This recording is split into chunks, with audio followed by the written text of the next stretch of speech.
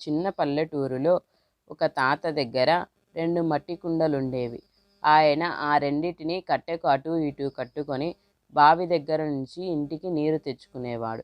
ఆ 2 కుండలలో ఒక కుండకు చిన్న రంధ్రం పడి, ఆ రంధ్రం ద్వారా నీరు దారి వెంబడి కారుతూ ఉండేవి. అలా ప్రతిరోజు జరిగేది.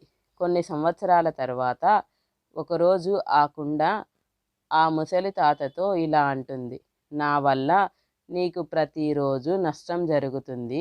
నువ్వు ఇంటికొచ్చేసరికి సగం నీరు మాత్రమే ఉంటున్నాయి" అని. అప్పుడు ఆ తాత నవ్వుతూ, "నువ్వు అలా ఎందుకు బాధపడుతున్నావు? దారిలో చూసావా?